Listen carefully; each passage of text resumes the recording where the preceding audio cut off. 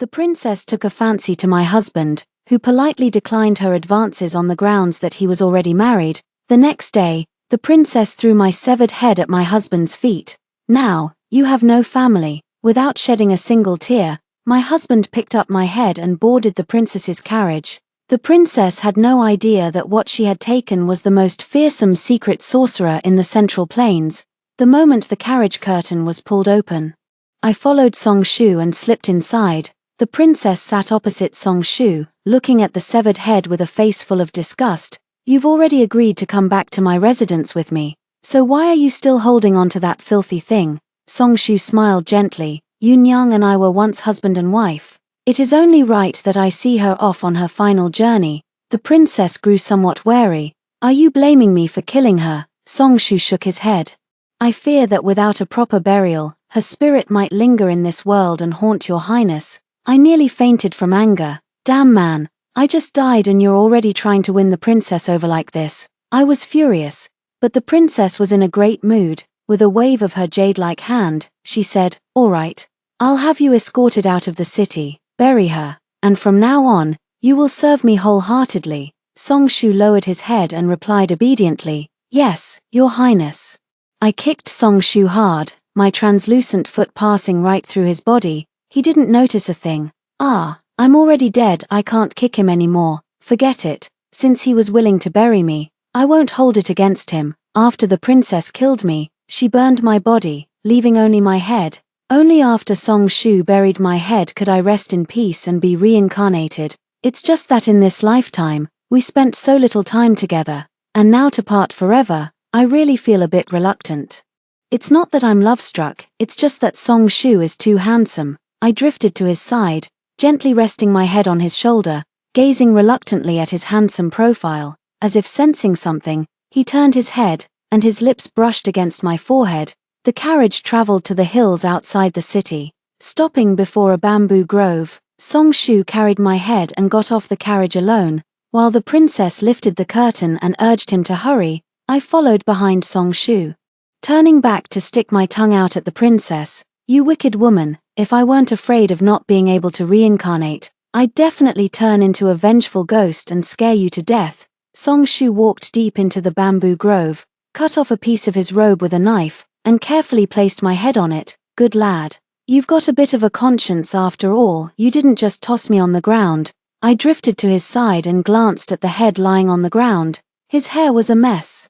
His face smeared with blood, so ugly. I sighed and grumbled, complaining that he hadn't even bothered to clean me up. He couldn't hear me, he was just focused on digging holes in the open space. No knife, no shovel, just his bare hands. Soon, the small hole grew deeper, and his hands became covered in blood. I was so anxious that I stomped on his knife twice. "Oh, you have a knife after all." He still couldn't hear. He continued digging with his hands. Soon, the hole was dug. Song Shu lifted my head, carefully combing out the knots in my hair one by one. "All right, that's somewhat caring." As he combed, he suddenly spoke to himself. "Yuna, tell me, how did she kill you?" I scoffed. "If you have the guts, go ask the princess. What's the point of asking my head? My head can't talk." I plopped down beside him, fuming, and said, "How else could they have killed me?" They grabbed my hair, slapped me several times across the face, then ordered their underlings to chop off my head with a single stroke.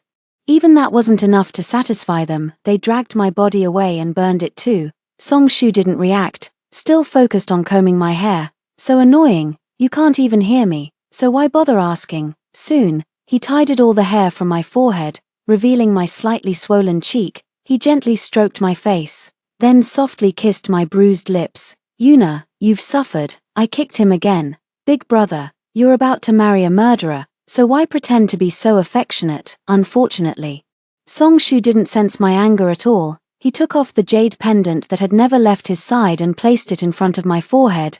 Then, he carefully wrapped my head in his clothes and placed it in the dug pit. Handfuls of yellow earth buried my head. After finishing all this, Song Shu walked out of the bamboo forest without looking back. To embrace his immense wealth, I watched him slowly walk away, silently saying goodbye to him in my heart. Suddenly, a strange force pulled me over. In an instant, I was back by Song Shu's side. I was filled with confusion. Was it a ghost? Wait, That can't be right, I am a ghost myself, and I didn't see any other ghosts. I tried to walk toward my grave again, but as soon as I moved a certain distance away from Song Shu, I was forcefully pulled back to his side. I was utterly confused and racked my brains. I've heard that if someone has lingering attachments after death, their soul will stay by the side of the person they're attached to, refusing to move on. But I have no lingering attachments. Song Shu has already thrown himself into the princess's arms. What's there for me to be attached to? I just want to hurry to the underworld, down the mungpa soup in one gulp, and happily reincarnate. If not because of obsession, then what is it? I glanced back at my grave. A bare little mound of earth. Right, it's the tombstone. I don't have a tombstone. That must be why I can't go to the underworld. Damn that Song Shu, rushing back to curry favor with the princess. And he didn't even have time to set up a tombstone for me. You're the one rushing to be reincarnated, aren't you? I kicked and cursed at him, but he just smiled and got into the princess's carriage. As soon as she got in the carriage, the princess leaned in with a smile. Song Shu didn't refuse, letting the princess half recline in his arms and take advantage.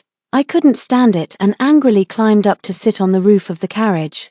The carriage passed through familiar streets and would soon pass by the Song residence. From afar, I saw two familiar figures kneeling at the entrance of the Song residence, crying and shouting, "Give me back my daughter! Give me back my daughter!" Their voices carried from a distance, heart-wrenching and desperate. My heart tightened. It was my parents. I quickly floated over. My parents were dressed in mourning white, kneeling before the Song family's gate, their fists blooded from knocking.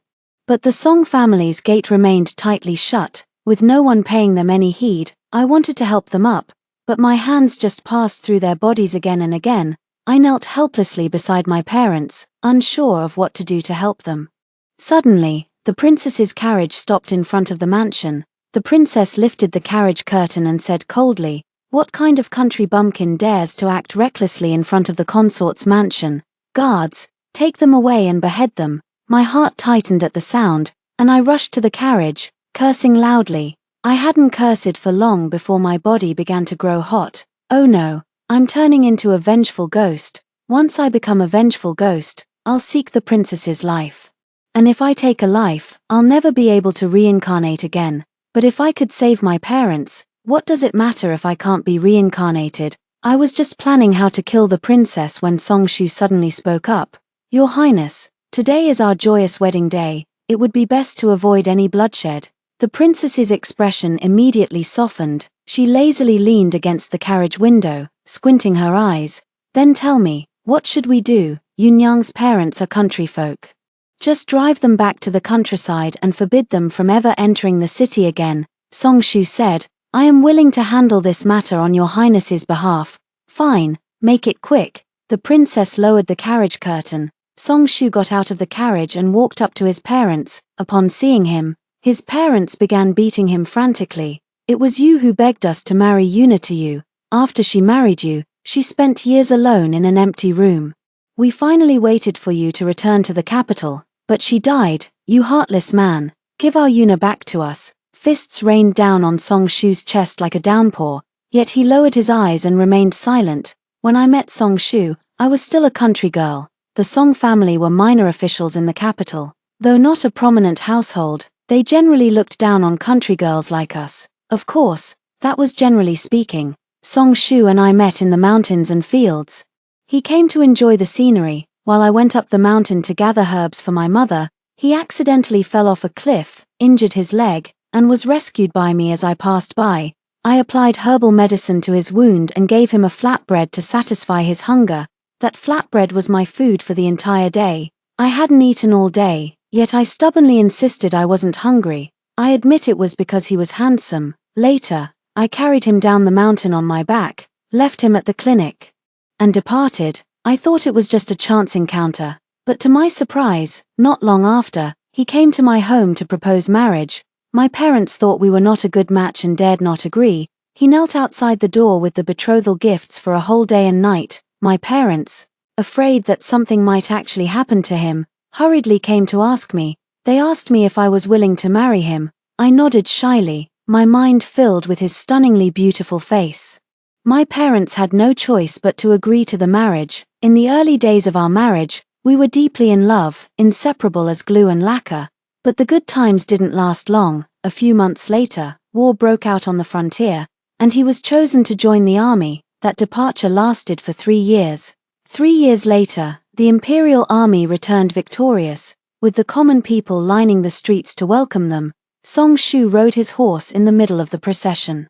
Brimming with pride and ambition, I stood among the crowd, looking at his familiar yet unfamiliar face, worried that he might have already forgotten me, but he spotted me at a glance. He leaped off his horse, rushed to my side, and held me tightly in his arms. He said that he had achieved military merits, and the emperor would surely promote him. He said he would build a new mansion and bring my parents into the city. He said he would give me a better life. He said he wanted to grow old with me.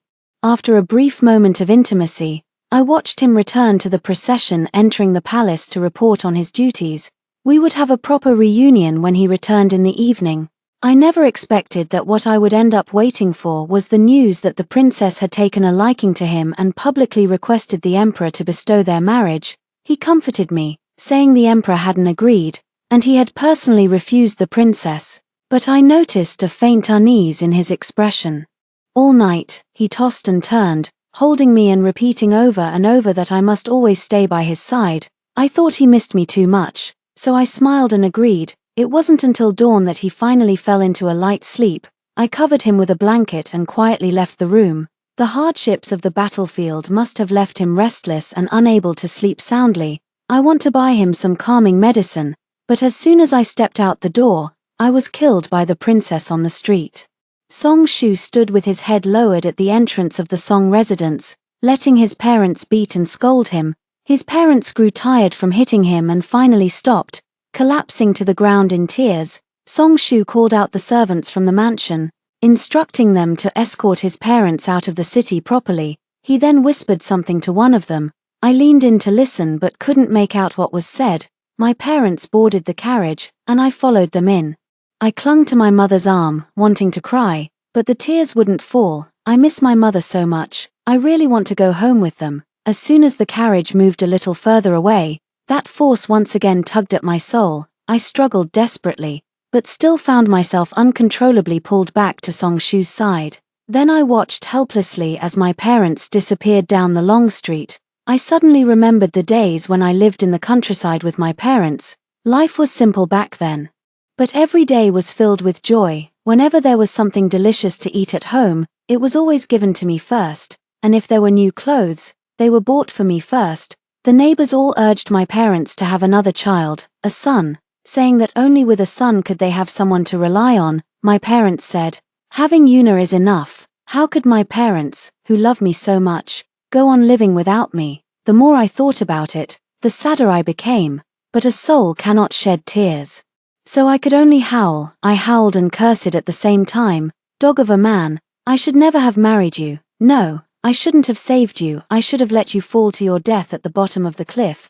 Song Shu couldn't hear a single word. He just stared intently toward the city gate, a trace of melancholy in his eyes. When night fell, Song Shu arrived at the princess's mansion. The princess held Song Shu's hand as they alighted from the carriage, and I followed reluctantly behind them. The princess's mansion was truly enormous, more than 10 times the size of the Song residence. Carved railings and jade steps, resplendent and magnificent. No wonder Song Shu couldn't resist.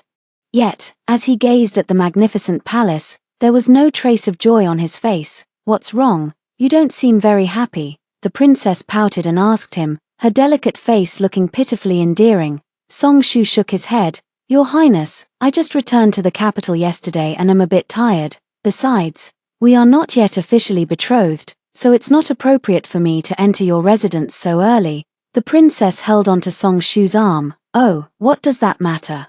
I've already told my father about us. He dotes on me, and the imperial decree for our marriage will arrive first thing tomorrow morning. My heart instantly turned cold. The princess killed me and immediately took my head to the Song residence. How could she have had time to discuss it with the emperor, unless they had agreed on it yesterday? It turns out that while the emperor did not publicly agree to the princess's request, he privately consented to arrange her marriage. He was well aware that Song Shu had a family, so killing me was something the emperor tacitly approved. I always believed His Majesty was a wise ruler, but how could a wise ruler allow his daughter to kill in the streets and forcibly seize another's husband? Song Shu, you fought so hard for 3 years for such an emperor. I thought Song Shu would be as deeply disappointed as I was, but he didn't seem surprised, only his fists clenched at his sides, turning white as night fell. Song Shu settled into the guest room of the princess's residence. I had thought they would share a room tonight and had deliberately hidden on the roof. It seems the princess isn't one to disregard all rules. The light in Song Shu's room remained on, so I drifted down from the roof to see what he was doing. Just as I reached the window, Song Shu looked up and glanced in my direction. I was startled, frozen in place. He stared at my face for a long, long time, then he stood up, walked slowly to the window, and murmured to himself, "The moon tonight is so full." It turned out he was looking at the moon. Before he went to fight at the border, we had promised to watch the moon together every night. Though we are thousands of miles apart, the moon we gaze upon is the same. At the thought of this, my heart leaps with joy. The bitterness of longing is also diluted by the moonlight. In those days, I eagerly looked forward to reuniting with him, leaning together to watch the moon. I never imagined that when we would watch the moon together again, it wouldn't be across 1,000 miles, but across the realms of life and death. Yuna, tell me, is the princess beautiful? Song Shu suddenly spoke to himself. It startled me. I stomped my foot in anger. Everything was fine. And you just had to bring her up. Do you like her that much? Even if she killed me, you'd still like her? Song Shu didn't answer my question. Yes, he can't hear. I can only sulk alone. With no one to vent to, this ghostly existence is truly unbearable for even a single day. Yuna, do you like the princess's appearance? Song Shu spoke again. I rolled my eyes. Brother, she killed me. No matter how beautiful she is, I could never like her, but I have to admit, the princess is truly breathtakingly beautiful. If I had grown up to look like her, would Song Shu feel even a hint of sadness right now? I sighed. With a face like hers, what woman in the world wouldn't admire it? But her heart is far too venomous. You should be careful too. What if one day she grows tired of you, or takes a liking to someone else, and decides to kill you as well? After saying this, I genuinely began to worry. If the princess ever decided to kill Song Shu, what would he do? Who would have thought that while I was worrying about him, he suddenly burst out laughing? Seriously, are you so happy just thinking about the princess's beauty? I'm not playing with you anymore. I shouted angrily and was about to float up to the roof. Song Shu suddenly climbed out the window and walked toward me. I was so frightened that I froze in place. Was it a coincidence, or did he see me? Song Shu reached out his hand and waved it in the air, right above my head. I was terrified. A ghost getting scared by a human, that's embarrassing enough to talk about. Song Shu curled the corner of his mouth into a smile, his pitch-black eyes reflecting a deep, unfathomable cold pool. He leaned close to me and spoke in a voice only I could hear. Yuna, I'll give you her skin. How about that? I widened my eyes. You can see. Before I could finish speaking, a piercing scream suddenly came from next door, cutting me off abruptly. Next door was the courtyard where the princess resided. Song Shu's expression changed, and he rushed towards the next room. On the way, he passed straight through my body. I was stunned for a moment, then turned and followed him, entering the courtyard. I was terrified by the scene before my eyes. The princess, dressed in her nightgown with disheveled hair, sat trembling in the center of the courtyard. A dense crowd surrounded her, closing in step by step. Most of them were dressed in tattered clothes, covered in wounds, and some had half an arm dangling limply in the air. Wait, those aren't people, it's a ghost. I was wondering why I hadn't seen any other ghosts since I died, but I never expected to see so many all at once. The ghosts surrounded the princess, baring their teeth as if they were out for her life. The princess could clearly see them, and she was so frightened that she covered her head and curled up into a ball. Song Shu remained quite calm. He walked towards the princess, and as he passed through the crowd of ghosts, they actually stopped in their tracks. No longer advancing, Song Shu crouched down and helped the princess up. Your Highness, what's wrong? The princess trembled. There are ghosts. Can't you see them? Song Shu looked up and glanced around, shaking his head in confusion. Princess, there are only the two of us in this courtyard. Now it was my turn to be puzzled. He had just said some strange things to me, and I thought he could see me. If he could see me, Naturally, he could also see all the ghosts in this courtyard. Could it be that he simply can't see me, nor can he see ghosts? Could it be that he was just talking to himself, and by coincidence happened to look in my direction while doing so? But why would these ghosts avoid him when they see him? Just as I was utterly perplexed, the princess asked the question for me. Why do these ghosts avoid you? They avoid me. Song Shu frowned in thought for a moment, then suddenly seemed to have an epiphany, pulling out a red brocade pouch from his waist. Could it be because of this pouch? What is this? The princess asked. Song Shu replied, when I was on the march in the borderlands, I often had nightmares in the middle of the night. A Western region sorcerer told me that the borderlands are heavy with the karma of killing, and the lingering resentment of the soldiers' souls is what causes my nightmares. I paid a hefty sum to ask for his help, and he gave me this brocade pouch, saying it could protect me from being disturbed by ghosts. I was stunned. Song Shu was plagued by nightmares in the borderlands, so why had he never mentioned it in his letters home? Had his life been so difficult all these years? I was feeling heartbroken when the princess suddenly snatched the pouch from his hand. This pouch is so nice. Let me use it. If your highness wants it, just take it. Everything I have belongs to you. Song Shu smiled with a look of deep affection. Goodness, feeling sorry for men really does bring bad luck. However, the location chosen for the princess's residence should be an area with excellent feng shui. How could there be ghosts causing trouble? Song Shu asked. The princess snorted coldly. They're all just damned lowlifes, not resting in peace even after death. Tomorrow, I'll find a sorcerer to get rid of them all. Song Shu sighed. I'm afraid the night is long, and this small pouch of mine won't last until tomorrow. The princess panicked. What should we do? I learned a bit of ghost exorcising techniques from that Western region sorcerer while on the frontier. Why not let me give it a try? Perhaps I can help ease your highness's worries, Song Shu said. Wow. Song Shu actually picked up some new skills while fighting battles. After obtaining the princess's consent, Song Shu escorted her back to her room, fetched paper and a brush, and sat in the courtyard to draw talismans. Curious, I leaned in to take a look. The lines on the paper were intricate and messy, yet they seemed to have a certain form. Could he actually have some real skills? Would I end up being eliminated by him too? I waved my hand in front of his eyes and said, "Hey, don't you dare kill me." Song Shu ignored me, focusing on drawing the talisman. After a short while, he raised the talisman paper, murmuring incantations under his breath. The princess hid by the window, clutching the brocade pouch tightly, nervously peering outside. Break! With a loud shout from him, I saw a blue light drift toward the princess, enveloping her entire body. The ghosts looked at each other, showing no reaction. What's this? Not a single ghost was exorcised. He really is a half-baked amateur. Just as I thought he had failed to drive away the ghosts, the princess suddenly cried out joyfully. They're all gone, all gone. How wonderful. Song Shu turned back and smiled at the princess. I have eliminated all the ghosts, so you can rest assured. Good, good. Tonight, you will guard my door. If any other ghosts come, you must get rid of them all for me. The princess said. All right. Song Shu listened to her words and obediently sat by the door. Their back-and-forth conversation left me utterly dumbfounded. The ghosts are all standing properly in the courtyard. Where have they gone, miss? Were you also killed by the princess?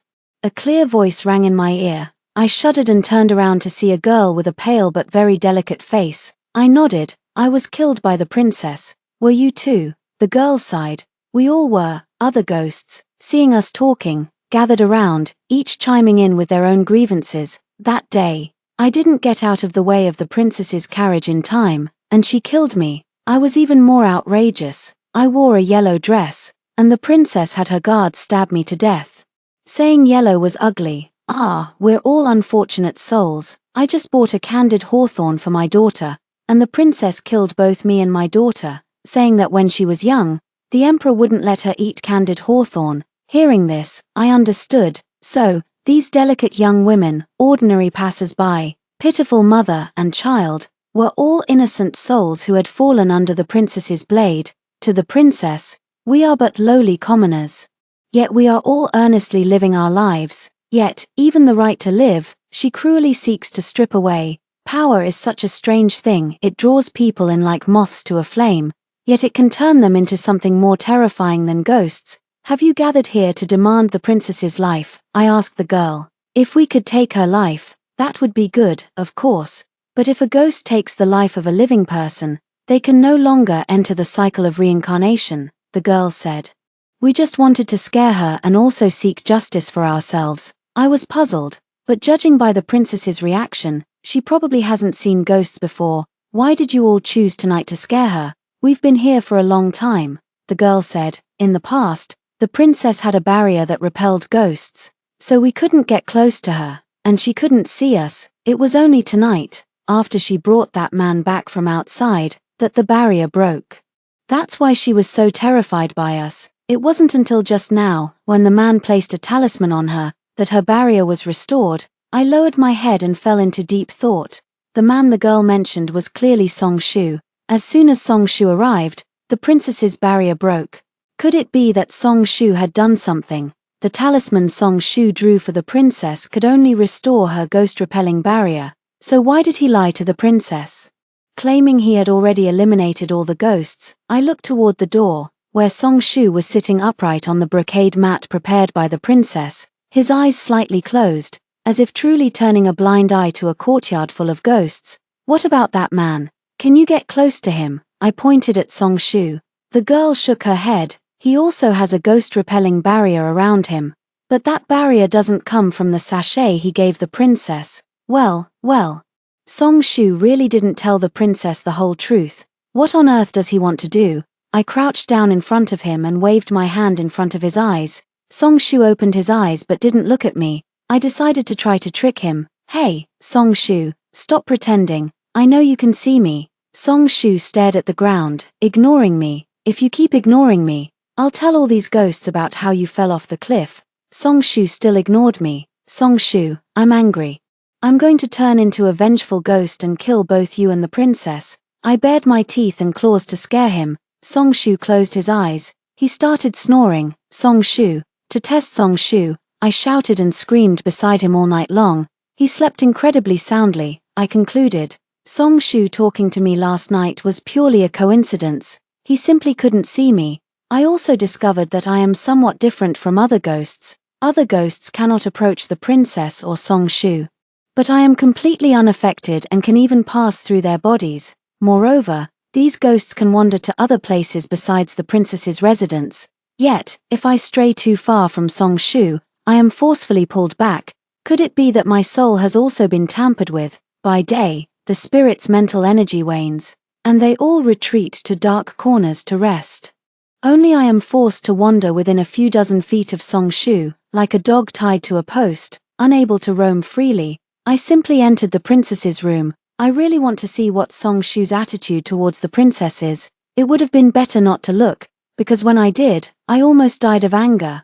Song Shu woke up early in the morning and immediately ran to the princess's bedside, staring straight at her. Pervert. By the time the sun was high in the sky, the princess finally woke up. Seeing Song Shu, the princess paused for a moment, then beamed at him with a radiant smile. Did you stay by my side all night? Song Shu smiled as well.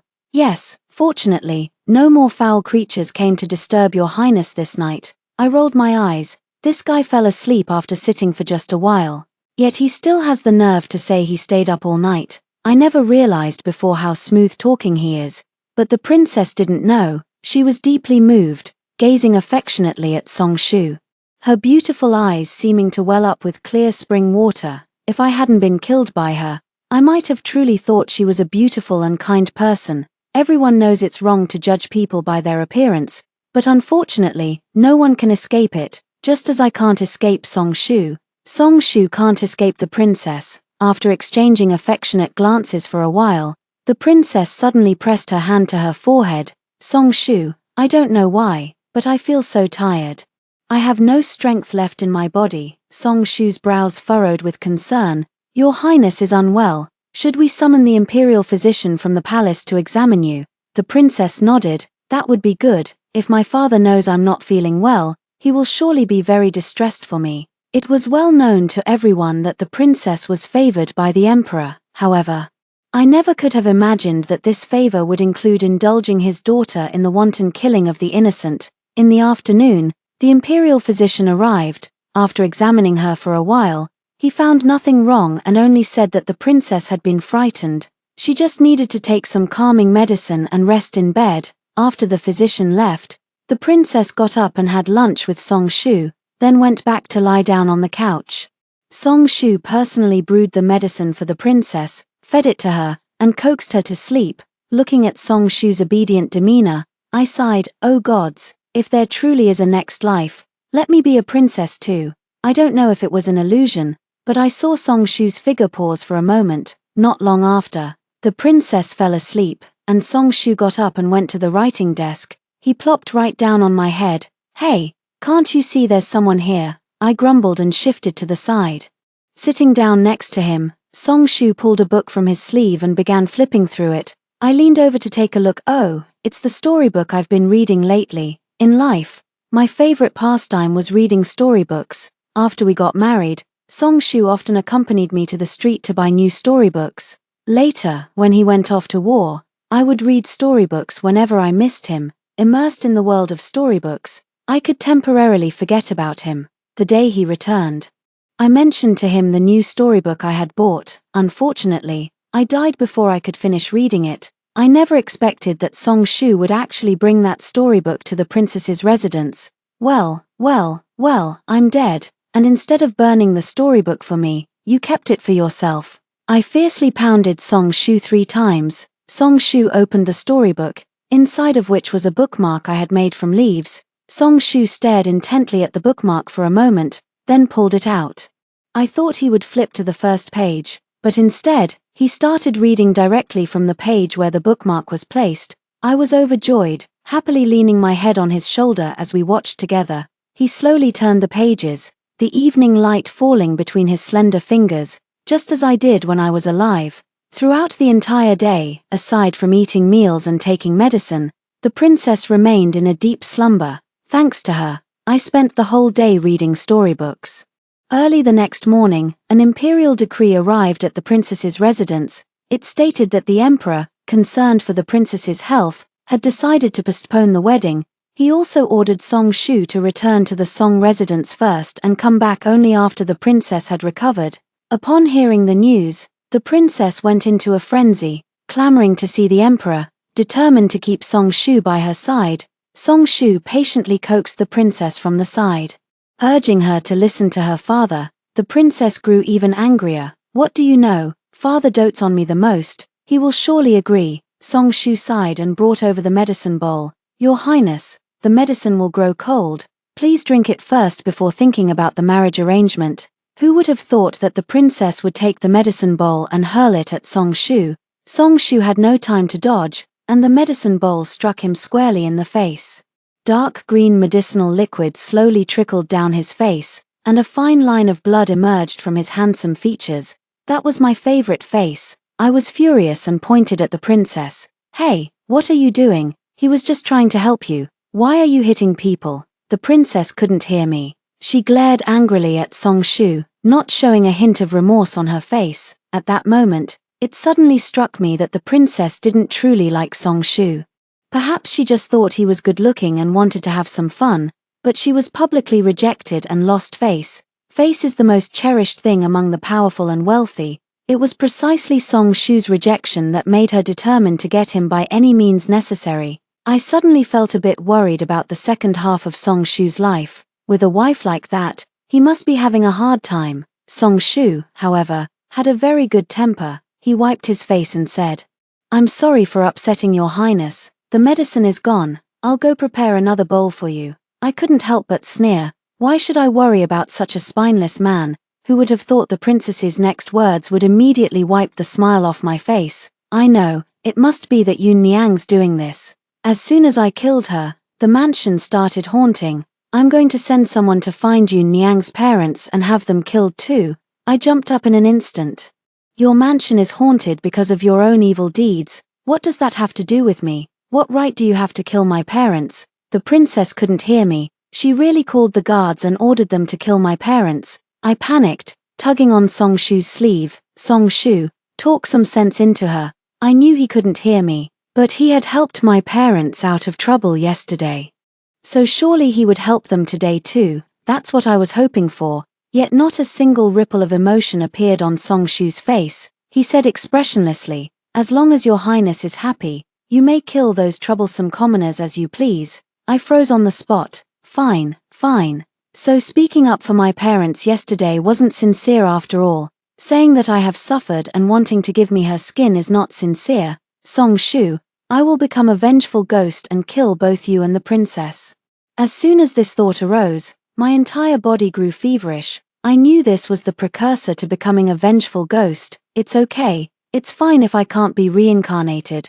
Although this life was short, being able to be my parents' daughter was the best life I could have. Just as I was about to take action against the princess, Song Shu suddenly raised his hand and gently waved it in front of my eyes. I instantly lost consciousness. When I woke again, I had no idea how much time had passed. Song Shu was sitting in the front hall of the princess's residence. While I lay sprawled on the floor beside him, I slowly sat up, my mind a complete muddle. What's going on? I remembered the princess saying she would kill my parents, and Song Shu hadn't helped me. I was furious and planned to turn into a vengeful ghost to kill them. But just before I transformed into a vengeful ghost, I suddenly fainted. Can ghosts even faint? I touched my head, and my fingers passed right through. I am but a wisp of a soul, without a body, let alone a head. Suddenly, footsteps echoed from outside the door. The princess entered, arm in arm with a stern-looking middle-aged man. Before I could even get a clear look at the man's face, Song Shu smoothly dropped to his knees. Your humble servant pays respects to your majesty. So this is the legendary emperor. Why has he come to the princess's residence? How long have I been unconscious? My parents, have they already been killed? With doubts in mind, I decided not to act for now and see what would happen. The emperor took his seat in the main position of the front hall, with the princess sitting beside him. Father, my health has improved greatly. Please grant me permission to marry. The princess clung to the emperor's arm, pleading with teary eyes that looked pitiful and endearing. The emperor's face darkened. Are you determined to have him as your consort? The princess wept, tears streaming down her face. Father, I truly love Song Shu. Look, when the princess's residence was haunted, it was Song Shu who resolved it. When I was frightened, he was the one who took care of me. What he did, the sorcerers under my command could also do. The emperor said, sorcerers. The emperor actually had sorcerers under his command. That's right. The princess herself has a ghost-repelling barrier, and such a thing couldn't possibly be innate, since the emperor has sorcerers under his command. Why not send them to completely eliminate the ghosts in the princess's mansion? This doubt only lasted for a moment before I figured it out. Killing people is a common occurrence for the princess, so the ghosts in her mansion can never be completely eradicated. Setting up a ghost-repelling barrier for her is indeed a permanent solution. However, the sorcerer who works for the emperor must be exceptionally skilled. If he's so skilled, how could the princess's barrier have been broken? I couldn't help but glance at Song Shu. Could it be that he did it? The emperor and the princess were at a stalemate, but Song Shu remained composed and silent. In the end, the emperor couldn't resist the princess's coquettishness and left behind the imperial decree for the marriage. Song Shu knelt down with the princess to express gratitude, his face still showing no sign of emotion. I suddenly remembered how he looked when he came to propose outside my house, back then. He knelt all night without eating or drinking. When my parents agreed, he was so overjoyed that he jumped up, but then immediately fell flat on his face because he was dizzy from hunger. Seeing him in such a sorry state, my heart was happier than ever before. Song Shu, even when you fall, you look graceful. Such a beautiful person, from now on, belongs to me. However, this possession seems all too brief. The princess received the imperial decree and looked at Song Shu with delight. Song Shu smiled. But I could see that he was not happy, even showing a hint of worry. Song Shu is an extremely confident person. Since marrying him, I have only seen such a worried expression on his face twice. The first time was when he learned he had been conscripted, and the second time was the night he returned from reporting to the palace. Song Shu and the princess's wedding is scheduled in 3 days. Over these 3 days, the princess's residence saw many new faces, all sent by the emperor to help prepare for the wedding. Although the princess's health had improved, she still often felt weary, but as a princess, everything was handled by the servants. She only needed to focus on resting and recuperating. While the princess slept, Songshu stayed by her side, reading storybooks. But I just can't focus. I still don't know how my parents are doing. These past 2 days, I've tried to gather resentment and transform into a vengeful spirit, but for some reason, my resentment dissipates as soon as I try to accumulate it. It simply won't hold together. I suppose I'm just a useless person, unable to protect myself or my parents. Even as a ghost, I couldn't take revenge on the princess. I sighed all day long, while Songshu lived quite comfortably. He lost interest in the storybook after just 2 pages, so he would occasionally leave the princess's courtyard and wander around the estate. I didn't want to be alone with the princess, so I had no choice but to float above Songshu's head, following him around like a kite. This outing truly opened my eyes. I may be a country girl, but the scale and grandeur of my wedding to Songshu rivaled that of any young lady from the capital. At the time, I was overjoyed. Not only did I get a handsome man for free, but he was also willing to spend generously. It wasn't until I witnessed the wedding preparations at the princess's estate that I realized what it truly meant to be outshone. At this moment, the princess's mansion is as splendid as a treasure trove, with even the red silk ribbons hanging under the eaves embroidered with gold thread. I couldn't help but stare wide-eyed. With so many treasures, how wonderful it would be if they could be shared with the uncles and aunties in the village who can't even afford a full meal. As I drifted along, I suddenly caught sight of a sneaky figure. The man was dressed in a grey robe, holding a long object in his hand, and was walking along the base of the wall toward the princess's courtyard. The princess's residence was crowded, and Songshu couldn't see him. Floating in the air, I could see everything clearly. What the man held in his hand was a wooden sword engraved with a divination array. I jolted, remembering the sorcerer the emperor had mentioned. Could it be that this person is the sorcerer who performed the ghost-banishing ritual for the princess? This is bad. This sorcerer clearly possesses formidable magical abilities. If the haunting at the princess's residence was truly caused by Songshu, he would definitely discover it. Without another thought, I hurriedly followed after him. The princess's courtyard was usually undisturbed, and the sorcerer easily entered her room. He approached the princess's bed, raised the wooden sword, closed his eyes, and began murmuring incantations. Soon, a blue light enveloped the princess. It was the ghost-repelling barrier that Songshu had cast on the princess that night. The sorcerer opened his eyes and looked at the princess, his expression changing dramatically. He hurried forward and shook the princess awake. The princess, still drowsy, frowned upon seeing the visitor. "Why are you here? Where is Songshu?" The sorcerer immediately knelt before the princess. "Your Highness, I have been ordered by His Majesty to thoroughly investigate the haunting in the mansion. I must ask Your Highness to cease all contact with Songshu.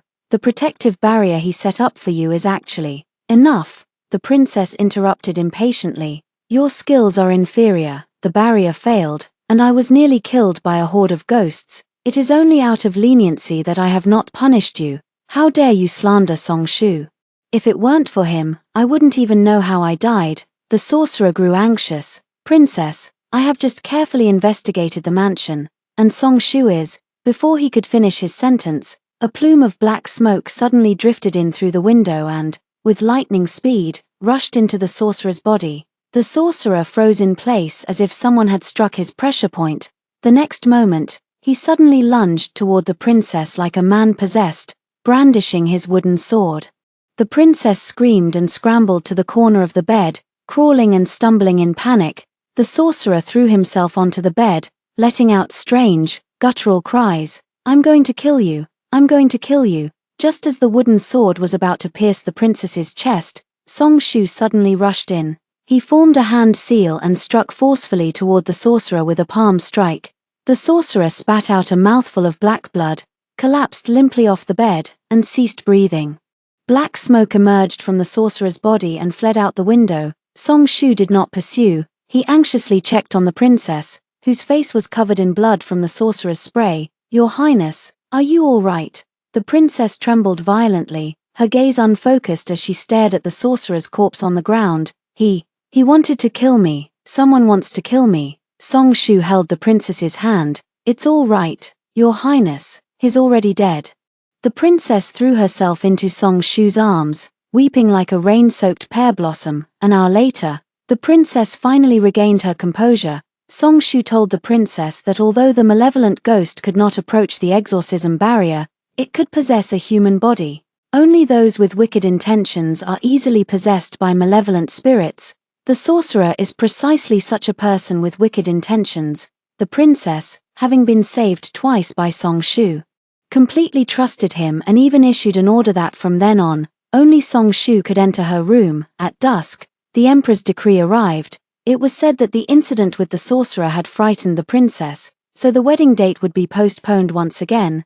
The princess felt mentally exhausted and did not refuse. After dinner, Song Shu went to the courtyard to brew medicine for the princess, and I followed him. In the past, when he brewed medicine, I would float to the rooftop to watch the clouds. I don't want to see him running around for the sake of his enemy, but the matter of the sorcerer is truly strange. I suspect that this was done by Song Shu, yet if he wanted to kill the princess, why did he rush in at the critical moment to save her? Unable to figure it out, I decided to stay by his side and see if he acted unusually. At this moment, Song Shu was carefully adding the herbs sent by the Imperial Hospital into the medicine pot. After adding all the herbs, he suddenly shook his sleeve, and a black pill fell into the pot with a clatter. Strange. This wasn't something from the Imperial Hospital. Just as I was about to float over for a closer look, a guard rushed in frantically, saying he had urgent news to report. Song Shu didn't even look up, speaking unhurriedly. His Highness has ordered that no one but me is allowed to enter the room. If you have something to say, just tell me, the guard stammered. His Highness ordered me to execute Yunyang's parents. What about you? Song Shu raised his eyes, giving him a cold stare. The guard suddenly fell to his knees with a thud, his forehead hitting the ground heavily. When I arrived at Yunyang's home, it was just an empty house. I searched for several days but couldn't find any trace of her parents. I know failing to complete His Highness's order is a capital offense, but I beg you, Prince Consort, to plead for mercy on my behalf. Please ask His Highness to spare my life. Upon hearing his words, I was overjoyed. My parents were not dead, but why would they suddenly move away? Song Shu didn't seem the least bit surprised. He remained silent for a long moment before saying, Her Highness is unwell. There is no need for her to know about this. You may leave. The guard kowtowed repeatedly, saying, Thank you, Lord Consort, for sparing my life. Thank you, Lord Consort. Song Shu paid him no further mind. Lowering his head to continue preparing the princess's medicine, I sat down across from him, gazing at his focused face. Is it you? I said. You're the one who made my parents move, aren't you? Song Shu remained silent. He was carefully fanning the small medicine stove, but I already knew the answer. That day at the Song residence gate, what he quietly instructed the servants about must have been this matter. Thank you. I am genuinely grateful to him. Even though he is currently serving the princess diligently, Song Shu continued with his actions, but the corners of his mouth lifted slightly. The next day, a royal physician arrived at the residence. It was sent by the emperor. When the sorcerer encountered trouble, the emperor also grew suspicious. Fortunately, the princess's body showed no abnormalities, and even some chronic illnesses she had carried since birth had improved significantly, under Song Shu's careful care. The princess became healthier and stronger. Upon learning of this, the emperor finally let down his guard and set a new auspicious date for the two. While waiting for the wedding day, the princess occasionally took Song Shu out. I followed behind them, watching them stroll the streets and watch plays like an ordinary couple. The princess had a mercurial temperament, often wanting to kill, but Song Shu always stopped her. Slowly, the princess's murderous intent diminished greatly, as if she had truly changed her nature. If someone bumped into her on the road, she no longer got angry and even gave them silver. I followed behind them, watching this harmonious and perfect scene, and suddenly felt a sense of relief. Perhaps Song Shu could really change the princess. Wouldn't that be a good thing? From now on, no innocent people will ever die by the princess's blade again. If this is what Song Shu wants to do, the future he desires, I am willing to sincerely wish him well. I never expected that what Song Shu wanted was never to change the princess. On the 15th of this month, Song Shu stood guard outside the princess's room as usual. I sat in the courtyard, chatting with the ghosts. Some of them, upon learning that the princess had stopped killing, were overjoyed, let go of their hatred. and went to reincarnate. Others still wanted revenge, so they stayed in the princess's mansion, waiting for an opportunity. They asked me what my plans were. I sighed and said, I want to reincarnate, but I can't leave. They all chimed in to help me analyze the situation. Some said I still had unfulfilled wishes, while others claimed I was deeply in love with Song Shu and couldn't bear to leave him. I shrugged, refusing to admit anything. Just as we were chatting happily, the most senior female ghost suddenly widened her eyes, staring in the direction of the princess's room. What's wrong? I asked her. I can feel it, she said. The princess's barrier seems to be weakening. Upon hearing her words, the demons rushed toward the princess's room like madmen. I quickly followed them. The demons left behind were all seeking revenge. If the princess's barrier truly broke, something terrible would happen. I wonder how Song Shu is doing. He's been helping the princess all along, and these ghosts might not let him off easily. Upon entering the room, I saw the princess leaning in Song Shu's arms, looking aggrieved as she said she had a nightmare. Her barrier is still intact, the female ghost said. I walked through the crowd of ghosts to the bed to check, and indeed, a faint blue light still shimmered around the princess. It's just that the blue light seems fainter than before. I reached out to touch that light. And Song Shu suddenly looked up at me. These days, his gaze occasionally falls on me like this. I just thought it was a coincidence and didn't pay much attention. Yuna, he suddenly spoke, calling my name. I was taken aback, my hand frozen in midair. Song Shu, what did you say? The princess looked at him in surprise. Song Shu turned his head, smiling as he looked at the princess. Your Highness, it's time. Song Shu raised his hand and gently tapped the princess's forehead. The blue light surrounding the princess vanished abruptly, and in the next moment, her eyes widened in shock. Ah! A piercing scream tore through the night sky. Her barrier is gone. The female ghost laughed maniacally, lunging toward the princess. The princess was surrounded by ghosts, and in an instant, she was nowhere to be seen. Only I remained, standing there in a daze, watching Song Shu pass through the ghosts, walking toward me. Her clear eyes reflected the light of the full moon. Yuna, didn't you say you wanted to be a princess in your next life too? On the night of the full moon, 100 ghosts come to claim lives. The moment the princess's soul left her body, a powerful force pulled me toward her. When I opened my eyes again, it was already 3 days later. The surroundings were very quiet. With no ghosts and no princess, only Song Shu. He sat by the bed, smiling at me. Just like before, his smile was more beautiful and gentle than anyone else's in the world. I reached out my hand, carefully extending it toward his face. A warm sensation came from my fingertips. Suddenly, tears began to flow from my eyes. I had long suspected that the series of incidents at the princess's estate were all connected to Song Shu, but I never imagined that one day, I would be able to come back to life. Song Shu told me that his nightly nightmares on the frontier were fabricated, but his acquaintance with the Western region mystic was genuine. It was all because he had saved the mystic's life from the enemy, and in return, the mystic imparted all his knowledge to him. On the day he returned to the city, Song Shu publicly slighted the princess in court, anticipating her retaliation. Yet, he could never have imagined that the princess would cruelly take my life. When burying me, he placed a soul-binding talisman on the jade he had never parted with and buried it alongside me. In this way, he could keep my soul by his side.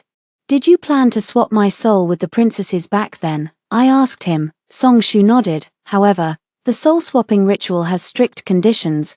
The princess must drink the soul-severing decoction for 15 consecutive days and keep your hair with her. Only when her spiritual energy is at its weakest will her soul have a chance to leave her body, allowing you to take her place. With his explanation, I understood.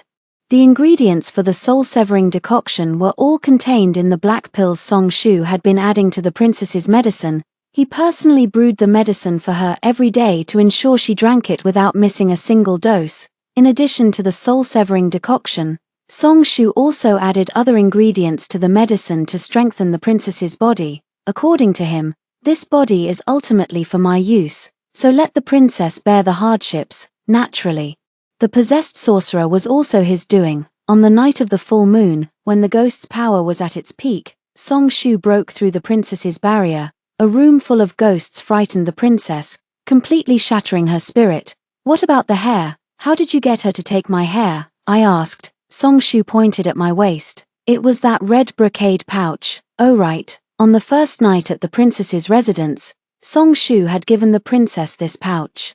The princess would never have imagined that inside the exorcism pouch was my hair. And the princess, how is she? I asked again. Truth be told, I wasn't worried about the princess, but rather about those ghosts. They were all innocent people in life. If they were to turn into vengeful spirits because of seeking revenge and could no longer be reincarnated, it would truly be a waste. At the mention of the princess, Song Shu's expression instantly turned dark and sinister. After the life exchange, the princess's soul will endure all the pain you suffered, beheading, burning in flames. She won't escape any of it. As for those vengeful spirits, once they saw the princess being punished, they gave up their pursuit of vengeance and went to be reincarnated.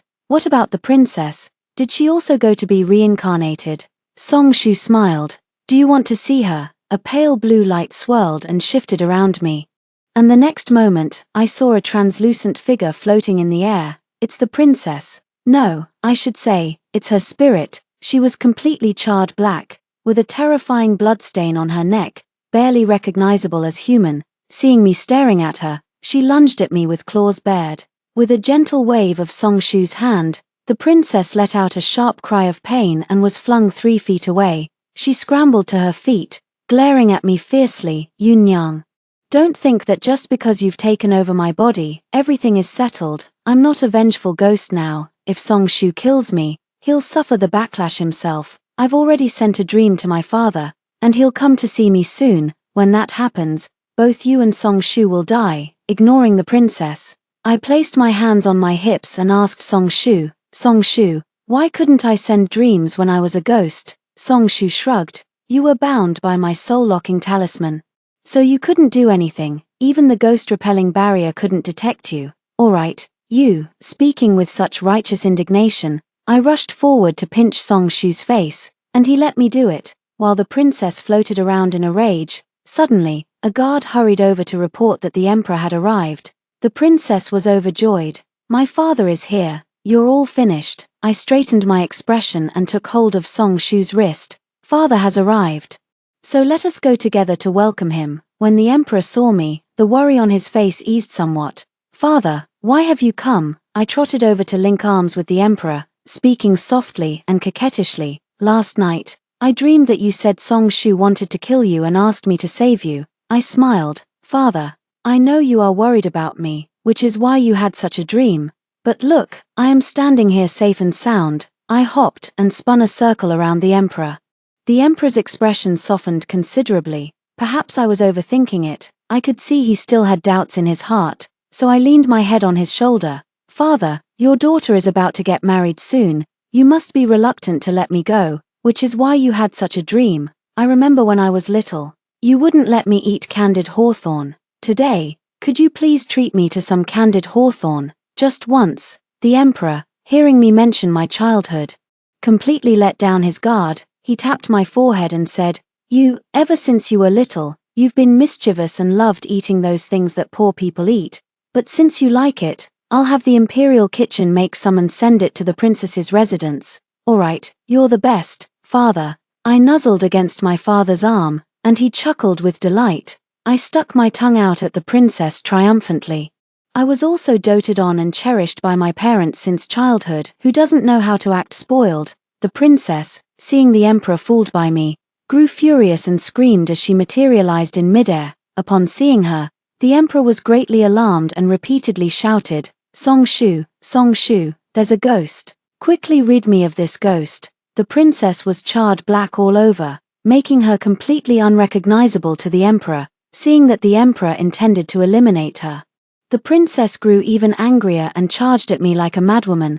I was about to dodge when a wide robe suddenly blocked my path. It was the emperor. He shielded me just in time, taking the princess's deadly claw strike directly. After a piercing scream, the emperor fell to the ground, his face turning dark blue, and he breathed his last. The princess froze for a moment, then charged toward me in a furious rage. Just as she was about to reach me, Song Shu rushed over in a few quick strides and struck the princess, who had already turned into a vengeful ghost. dispersing her with a single palm. The princess's face twisted in agony, quickly dissipating into the air without even a chance to utter a word.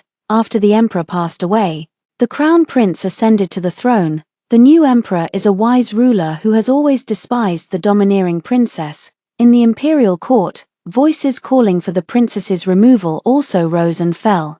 But by the time the new emperor's imperial guards arrived at the princess's residence, it was already empty, with no one in sight. On the night the emperor passed away, Song Shu and I quietly left the capital, taking with us the gold, silver, and treasures from the princess's residence. We headed south all the way, arriving at a place where it felt like spring all year round. We bought a large mansion in the city to serve as our new home. On the day of the handover, Song Shu suddenly said he had something to attend to and asked me to go ahead on my own. Grumbling, I took a carriage and arrived at the front gate. The moment I stepped off the carriage, I froze. In front of the heavy wooden door, my parents stood side by side, dressed in beautiful clothes, smiling at me. "Yuna, you're back." I rushed into their arms, crying. Song Shu walked out from inside the door, smiling as he looked at me. I remembered what he had said. He said he would build a new house and bring my parents into the city. He said he would give me a better life. He said he wanted to grow old with me. After hearing the story above, what are your thoughts? Feel free to share your opinions in the comments section. Looking forward to hearing from you. If you like this story, don't forget to like it, share it, and subscribe to my channel. See you next time.